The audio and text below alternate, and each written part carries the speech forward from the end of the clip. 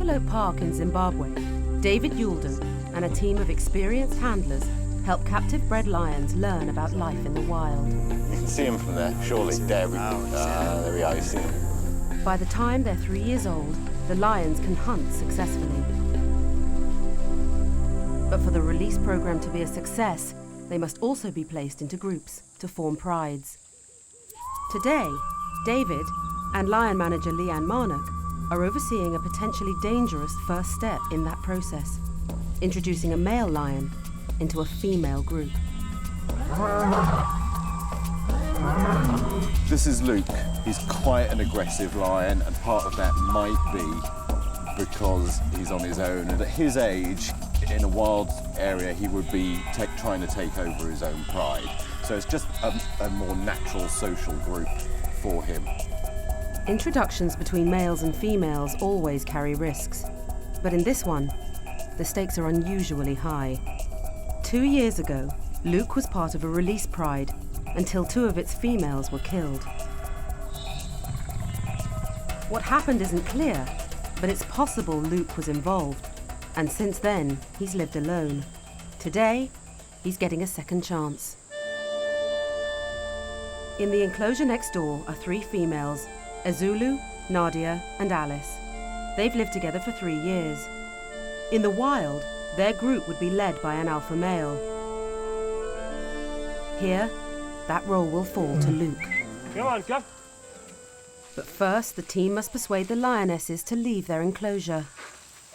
Right, we've got Ezulu. Ezulu is first to cooperate. Come on, come. Come on, now. Come. At the moment, we're just trying to bring them into this management corridor here, and then down to the end. That leads into the enclosure where they're going to get introduced to Luke. But lions are quite lazy, so this might take a little while. Alice, come on. Good girl. Alice soon follows. But Nadia, the most stubborn female, refuses to come down from her tree. Come on, Gelly, come. Come on. She doesn't even look comfortable. Come on. Lions actually climb trees an awful lot. It gets very, very hot down at ground level, and they can get just a bit of breeze up there. Also, there are just slightly fewer flies. You see, you're not really that comfortable, are you? For the introduction to be a success, it's vital that the 3 females go in with Luke at the same time. If Nadia doesn't come down from the tree, the introduction will have to be delayed. After more than an hour of coaxing, Leanne decides on a different tactic. These girls love water. Hopefully it'll just scare her. It won't bother her at all. The water is sprayed just in front of Nadia's nose, and it's enough of a nuisance to persuade her to come down. Come, Nadia. Come on. Come on. Come on, come on. Yay! Done. Right. Final step is to let them into the enclosure they're actually going to live in, and then we'll get Luke. Luke was 3 when he lived with the other females, and his inexperience could have led to the confrontation in which they were killed. Now, 12 months on, David hopes Luke has matured enough to cope with his new role.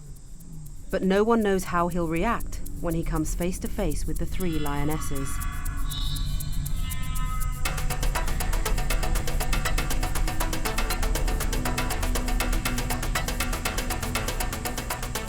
With Luke locked in a temporary enclosure, the 3 females immediately start to explore.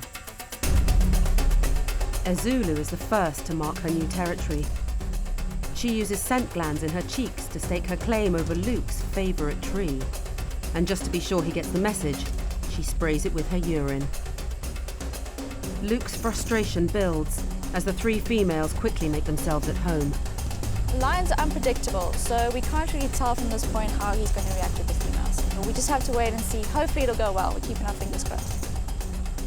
In the wild, when a new male enters a pride, he'll challenge the females and force them to submit to his rule. To be a successful leader, Luke will need to establish dominance over the 3 females. If Ezulu, Alice and Nadia don't submit, he could attack them. Bongani, please can you open Luke's gate?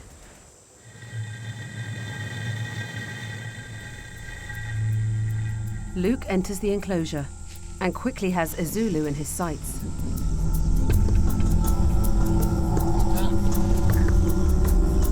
She submits by cowering to the ground and rolling on her back.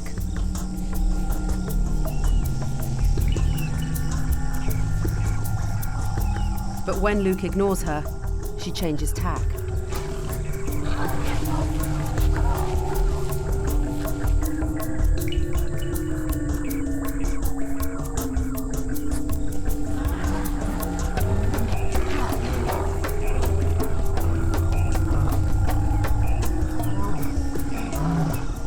When a Zulu finally concedes defeat, Luke roars to make his superior status known,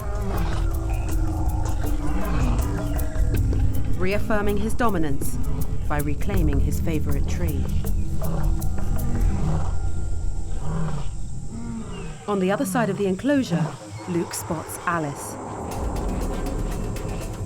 She's the oldest female in the group and the most aggressive.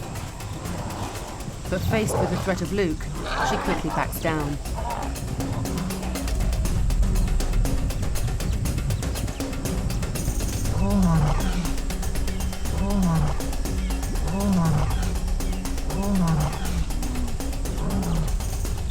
Next, it's Nadia's turn.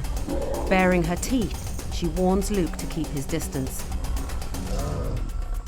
But he stands his ground, and she submits. It's a huge relief for David. It always looks a bit more violent than it actually is with lions, but it went exactly as we'd hoped for. He postured in front of them, they showed full submission. Yeah, there's always going to be a little swipe from either side, but they've all settled down now, and I think this has gone exactly how we would have wanted. The whole point of the females being in here with Luke is for us to see if he's going to be okay with females in the future. So this is basically a test for him to see if he's going to react to the females in a good way. Over the next few days, there'll be a few more fights, but it means that if he can live stably with a group of females, we can now consider him for release again. Good lad.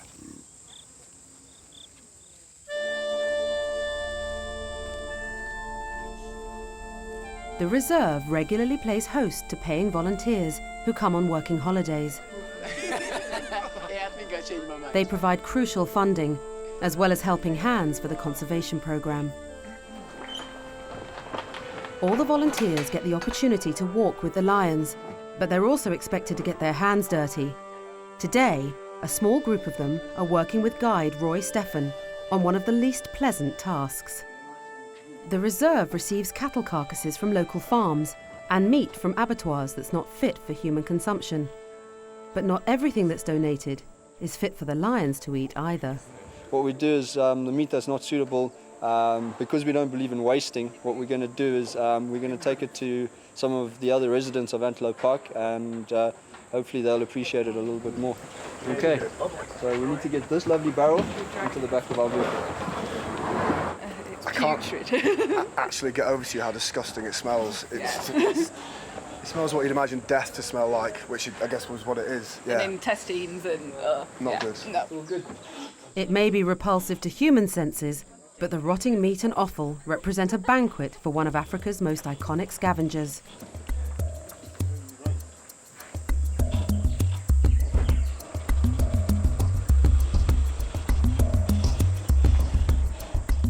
The team head for an area of the park where they know their stinking truckload of meat will be appreciated. Okay, let's offload this stuff. Okay, guys, if we spread the offal out a bit, sort of out here. It goes against every sense of my body being anywhere near this. Especially on a hot day like this. Right, look at this.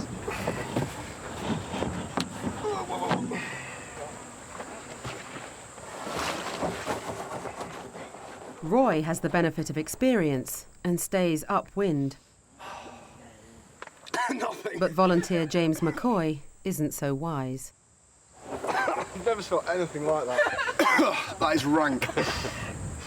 I'm so glad we have volunteers here to do this. Yeah, and I'm buzzing that I'd paid to do this. Thank you. My pleasure.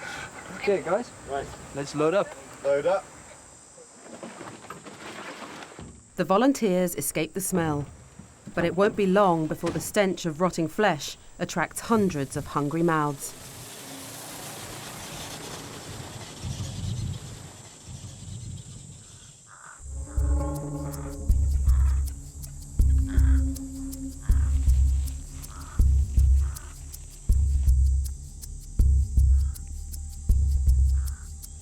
The skies over the Antelope Park Reserve in Zimbabwe are filling with one of Africa's most infamous scavengers, vultures. Rotten meat unfit for the reserve's captive-bred lions has been placed in the bush by a team of project volunteers, ensuring nothing goes to waste. David Youldon and his colleagues have dubbed this area of the reserve Vulture's Restaurant. The vulture's restaurant here is vitally important to the vulture population in this region. Most of the land around us has been converted into agriculture and livestock farming. There's also very few predators around, so that really limits the number of kill sites and therefore available meat for these birds. So by providing food here for them, we're actually supporting a vulture population from a vast area around Antelope Park, and I've been up here before and seen over 350 birds, supporting 6 different vulture species. That's very, very rare within Zimbabwe. The dominant species today is the white-backed vulture, but they don't have it all their own way. See, the smaller black and white birds, those are pied crows. They actually give the vultures quite a hard time by pecking at them, trying to get them out of the way. It's a bit of a scramble, and the meat's not going to last long. It's eat as quickly as you can and then get out of here. Vultures have very strong acid in their digestive tracts, enabling them to thrive on decaying meat that would make most animals ill. The pied crows and white-backed vultures soon get company. That is a lappet-faced. They're really cool. The lappet-faced vulture surveys the scene from the safety of a tree before descending for his share. Here he comes, here he comes. The white-backed vultures are a lot smaller, and their beaks aren't nearly as strong as the lappet-faced.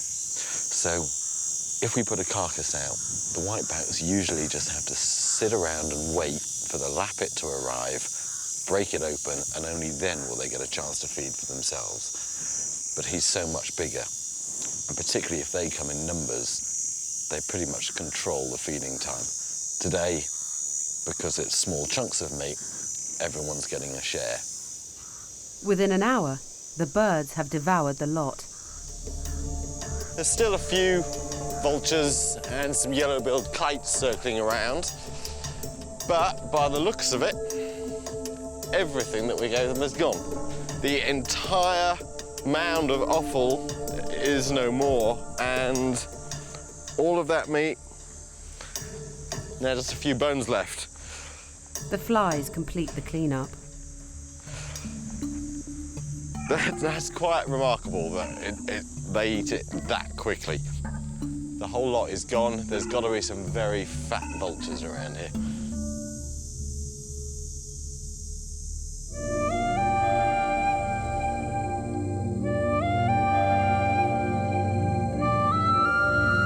In the wild, the African lion is under threat.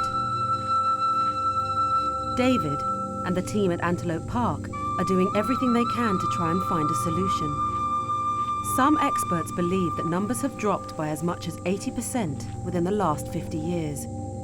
Conflicts with humans and livestock, loss of habitat, and hunting are all thought to be responsible.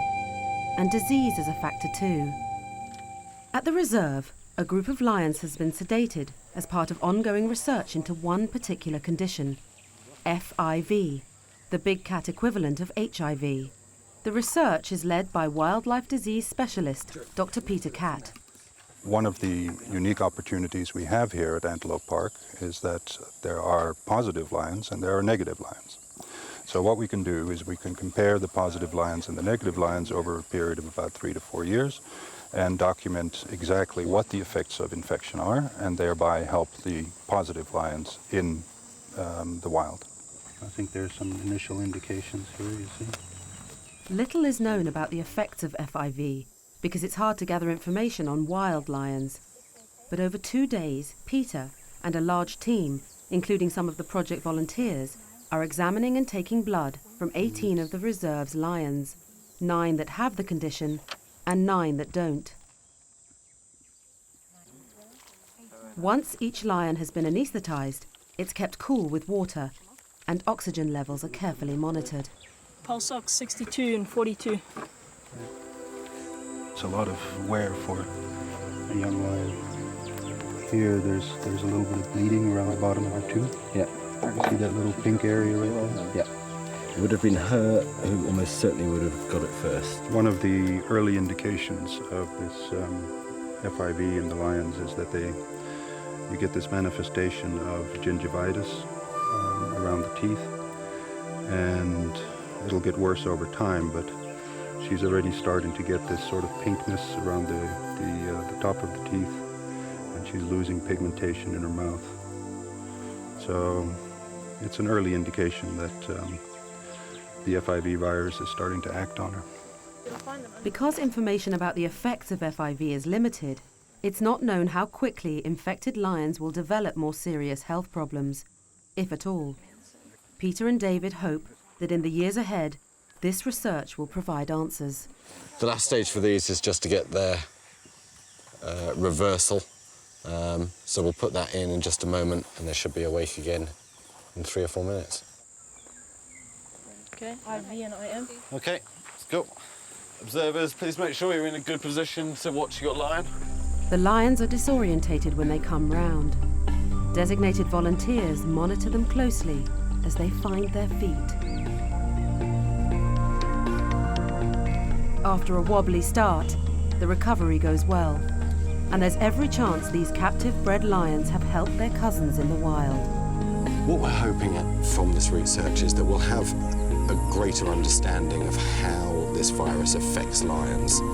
That hopefully will be able to give us a chance to make better informed decisions about wild lions in the future.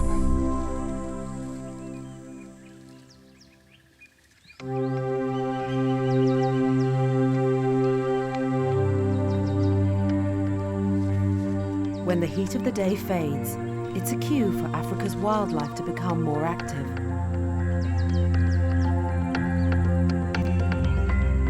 For David, it's a busy time too.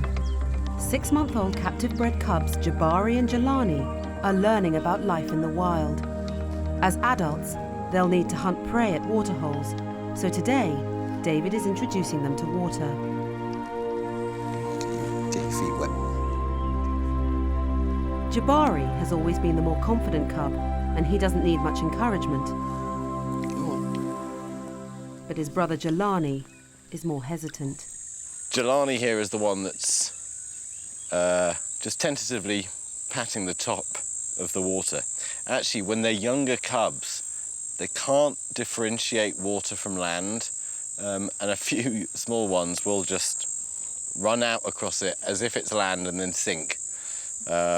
But he's doing a gentle tap-tap. Yeah, he just seems not keen at all. Some lions absolutely love water. Others never go near it. Tomorrow, the cubs will leave Antelope Park and go to one of the conservation programme's other sites in Zimbabwe. David won't see them for a while, but he's delighted with their progress. I mean, just even in the last week, they're making huge strides. Just this constant interaction with their environment, the fact that they feel safe because they're with us. They're just developing day by day. They're exploring new things, and all of that is the real point of what we're doing. It will soon be time to say farewell, and David is reluctant. It's always difficult when you have to say goodbye to a set of cubs, because you've worked with them, you've got to understood the individual character of the cubs, and you've seen them develop and make progress in the program. To then not see them for a while, it's really difficult, because you just constantly want to know, what's happened next in their life. You want to be part of it, but at the end of the day, I know they're going to get all of the experiences that they need for their progress. So unfortunately, I'm just going to have to bite the bullet on this one and say goodbye, and then just catch in with them later. Come on.